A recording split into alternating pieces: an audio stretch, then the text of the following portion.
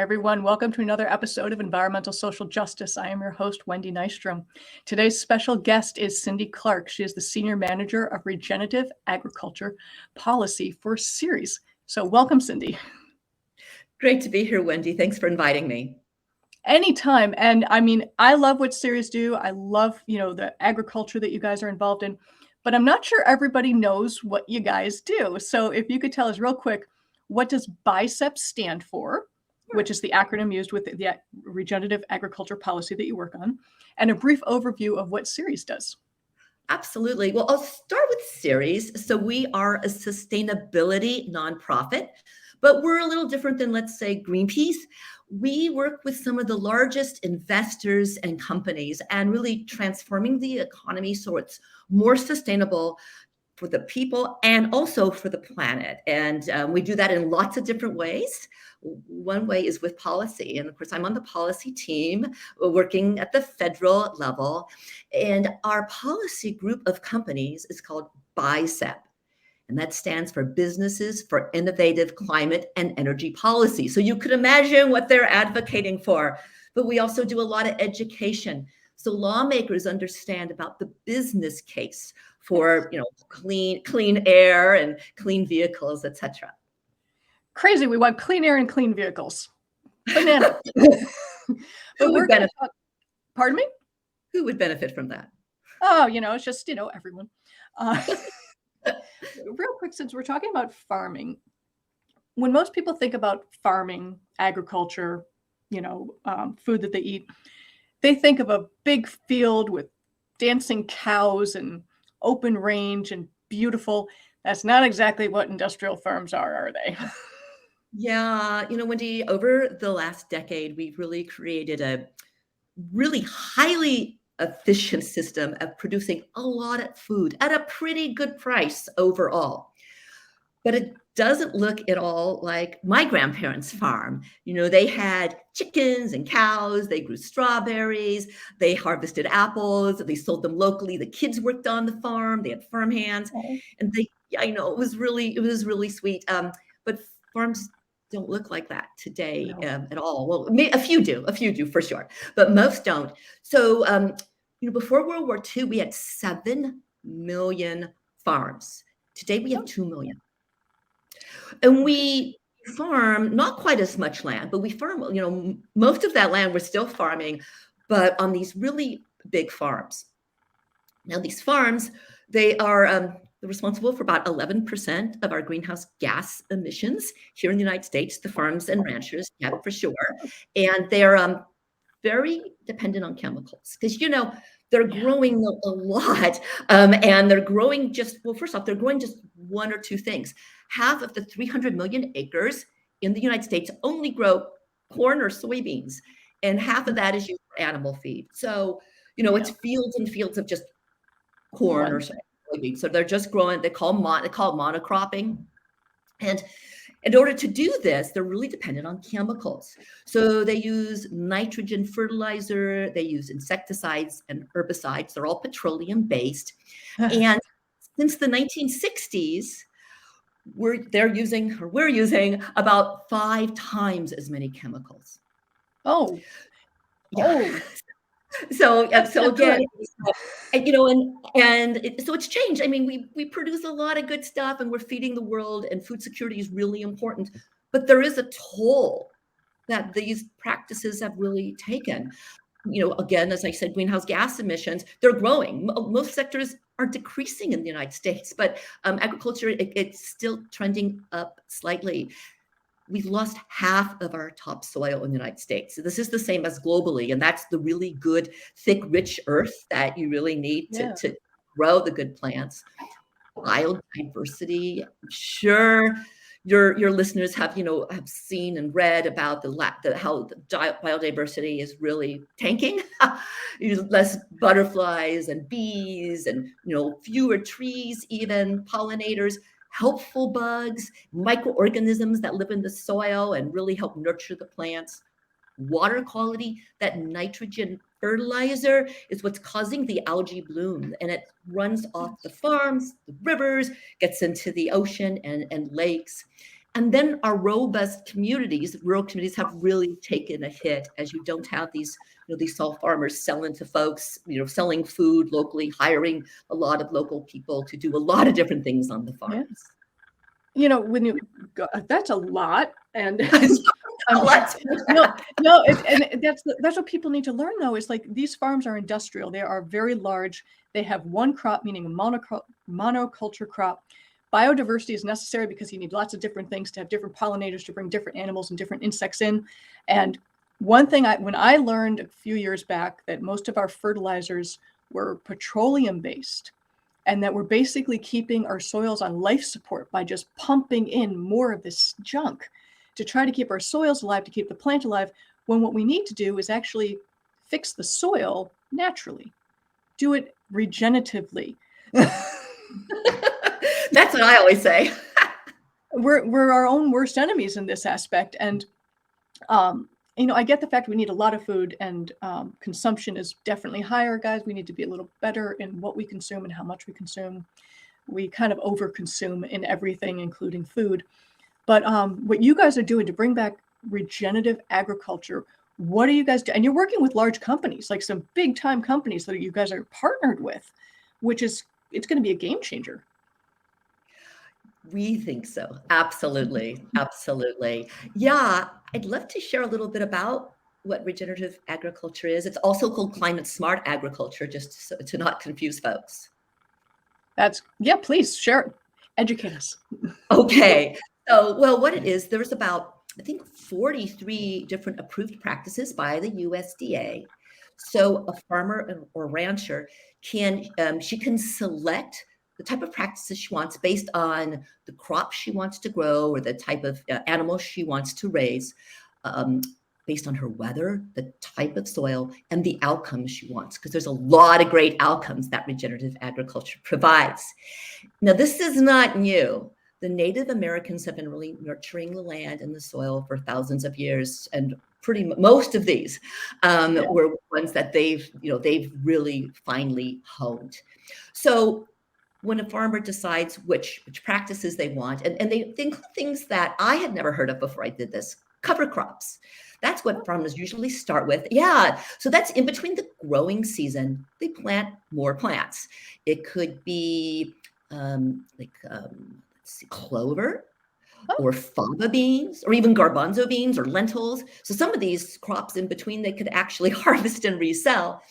But the main goal is to really increase the nutrient level in the soil and make the soil healthier with cover crops. A couple other of these practices, one is crop rotation. I think everyone could figure that one out. Crop diversity, again. But animal integration, always one of my favorites. Really great photo ops. I don't know if your listeners have seen the little sheep or the goats roaming through the vineyard. So it's not just a cute thing to put on the newsletter. What they're doing is they're actually trimming the plants. They are weeding, and then they're fertilizing. So really great. Compost is the last one I'll mention, because that's just a really great alternative of fertilizer, and the farmers are really into all different types of compost.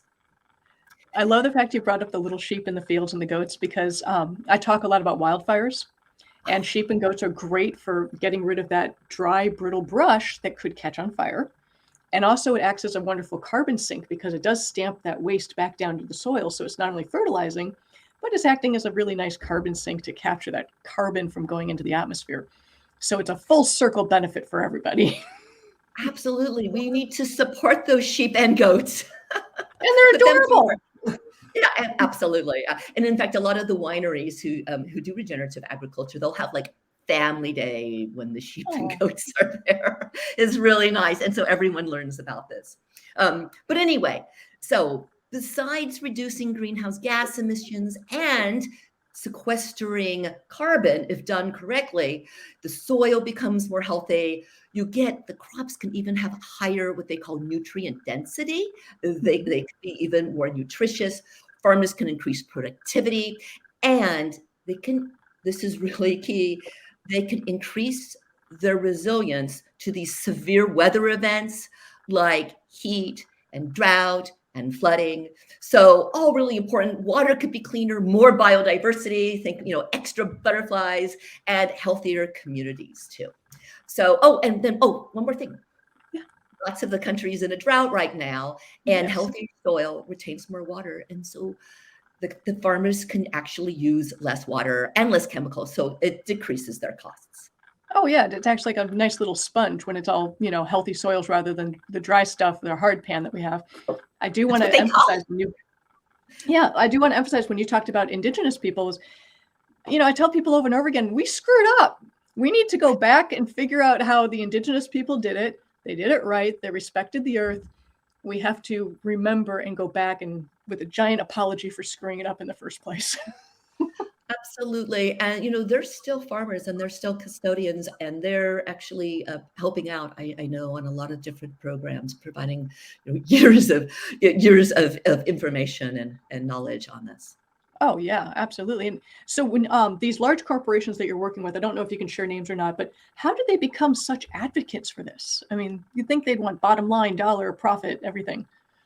Well, I think, there's a lot of reasons. First off, the companies we work with, they're on all what we call it stages of the journey. Some are just starting out, some are leaders and are really started all this. I'd say it's about 4 or 5 years old and have large programs. Oh. And what we found most of them have in common is they've set very aggressive climate goals for reducing their emissions. And they have these emissions in their supply chain, which is farmers and ranchers. So they want to help them. They want to help them, implement these practices to reap all these benefits, including reducing their emissions. Just doing the right thing overall is better for everybody. It's crazy Well, thoughts. and they want to be good global citizens too. I mean, this is not uncommon. It's not like the only country that's dealing with this is the United States. This is a global issue, and they want to be good global citizens, and all those great benefits. Those are important to everyone for sure. I always tell people pollution does not follow boundaries or property lines. It is everywhere. It's just going to keep traveling. So we're all in this together. And so I do love the fact they feel that they're global citizens and they're addressing it by doing the right thing. So one of the things you also mentioned was long-term benefits for society and the health and well-being for people. It seems like an easy understanding, but maybe not everybody understands that doing the right thing will have these long-term health benefits and a social justice benefit too. Yeah, absolutely. And there's a lot of health benefits, and one is clean water. A lot of folks take that for granted, but especially in the rural communities, California, just really real problems with polluted water. There's also clean air too. That if you're over farming and you're depleting your soil and it's going off in the air, or the chemicals in the air, that's not good for anyone, for the farm workers and for the folks who live next door to these farms. And also, when you mentioned the algal blooms or eutrophication, that water runoff going into your rivers and streams that's got high nitrogen and phosphorus, and that's not healthy for anyone. So just to let people know with these algal blooms, you see an algal bloom in a waterway, big deal. It kills the fish because it starves the oxygen out of that body of water, and then they can't get their oxygen, and they end up dying. So we get fish kills. So everything is connected. Everything is a chain reaction to each other, and fixing the way we do agriculture to be more regenerative and stop putting our plants on life support with these chemicals. It's a benefit for everyone. I know it sounds silly, but well, we have to remember we've been doing this a long time, and we're not going to just stop on a dime. No. We have to go slowly. We have to really support our farmers through this, because it takes upfront money and it takes time, and so we have to be aggressive but patient. Well, we liked it cheap and easy for a little too long, and it didn't really have the long-term benefits that we never thought about. I'm not even going to say we planned on it. We didn't think ahead. We wanted cheap and easy and fast, and we now have to go back to a little bit harder, a little more expensive, but well worth it for the benefits. And before I let you go, closing out, how can people engage in this area? Yeah, for sure. I'm really happy to. I think anyone who's tuned in is doing the first step, and that's to become educated on it. Most people, they don't know. They don't understand. You could do more reading on it. You could visit a farm. You could go to a farmer's market, talk to some farmers. I'm always blown away that I go to the farmer's market and the farmer, they won't have an organic sign up. And I go talk to them. It's just, oh, well, we're organic. We just can't afford to get certified. Or they're talking about all these regenerative practices, but they don't advertise that at all. They're just, a lot of the farmers are doing the right thing. A lot of times their families live on these farms. So they're really doing the right things. You could educate yourself by trying to grow something like cherry tomatoes in a planter or some herbs, right? I've done that. Yeah. And it's like, oh my gosh, I was invaded by ants and they're eating all my cherry, and you're just learning about how hard it is. And then you start really respecting what farmers do and why good food costs what it does, because it's tough. But you could do also, I think to think about all the benefits I talked about and to see what resonates with you. Is it really about that you love butterflies or birds or pollinators, or it's about your carbon footprint, or it could be all of the above, but really, pick a focus and then try to do things that could help that. So for instance, if you're interested about your carbon footprint, you could try to buy local or try to buy in season. It's less expensive, it's fresher, there's a smaller carbon footprint. You could buy organic if you really love those bumblebees. That think about organic, and it's not like you have to buy everything organic. You don't have to be perfect. Just to make small changes is a really great market signal to companies like, oh, let's keep building our product line that's organic or regenerative. And if your grocery store doesn't stock it, you ask them to. And do some research. Your favorite brands, just go online, Google them, see what your favorite brands are doing in this area. Because, some of them are investing lots of money in this and lots of time, and they know it's our future.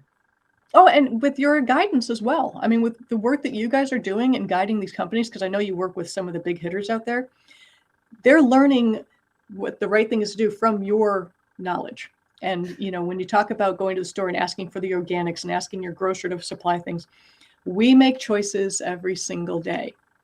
And even the little steps make a big difference overall. I mean, some people may feel overwhelmed. They may say, oh, I can't do all of this. I can't do 100% organic. It's expensive. Small steps. And Absolutely. It will catch up. Everything catches up. And there's one thing in the notes that you said to join a CSA. Oh, yeah. This is my favorite. This is one of my very favorites. So it's a community-supported agriculture. And I joined one. It's called Liber Farms. So you can imagine that they're really conscious about this, about their soil. And I go online on Sunday night and I select what I want in my market basket. They create one for you that has what they mostly have there. It's all grown on their farm or at neighboring farms.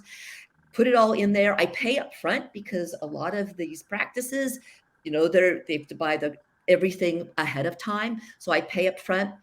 And then I pick it up at a neighbor's house on Thursday, and I get this beautiful box that they reuse over and over of fabulous chard. Right now, I get strawberries in the summer, and it supplements my grocery store shopping because I can't cook everything. I can't be perfect, right? So again, it's part of the solution. And I know you would ask. I didn't answer this before. Like, who are these companies? And I'd love to share a few because some of them are food companies and beverage companies like PepsiCo and General Mills, Danone, Sierra Nevada, New Belgium Brewing, McDonald's, but they're also folks like who do fiber or do clothing like REI or VF, who owns North Face, Common Spirit. They're a healthcare organization. And what you were talking about earlier, understand the health benefits of all of this. So there's many more, and I really encourage your readers to learn more about this. It's just fascinating, and it's a positive when the world can be tricky sometimes, and this is really this area of hope. And as you said, it's not an overnight change. None of this is an overnight change, folks. We have to do small steps and strategic steps in order to do this. I love hearing the fact that you got Pepsi and McDonald's on board. That is gigantic. I mean, if they're able to figure it out and want to get on board with this, I don't think anyone else has a very viable excuse. What you're doing is great. So before I let you go, can people reach out to you? Or, guys, Ceres is a 501c3. Please donate. They could use your help. Also volunteer. Absolutely. Yes. Yes. People can reach out to me for sure. I'm on LinkedIn. Yes. Find so Cindy Clark on LinkedIn, and Ceres is a 501c3 based in Boston. So just Google that, find them, donate. They have plenty of donation options. button right there, right onto the top right. It pops up. It's like, donate now. So help them out, because these guys are doing amazing things. They are getting with the large corporations that will have that foothold to move the rest of us forward. Because if we're not all in this together, we're not going to make the change we need. So thank you so much, Cindy. This has been an absolute treat to talk to you about how our food is found, made, grown, everything above. Well, I'm just thrilled to be here, and I'm also thrilled with what you're doing, Wendy. This type of education is just, it's so valuable. Thank you. That's awesome to hear, especially from, someone like you that's so, high level educated and with a huge company. So that's awesome. Thank you so much. I appreciate that. I will see you guys later. I'm Wendy Nystrom with Environmental Social Justice. Special guest Cindy Clark, Ceres. Look them up, help them out. We'll talk to you guys later. Bye. Bye-bye.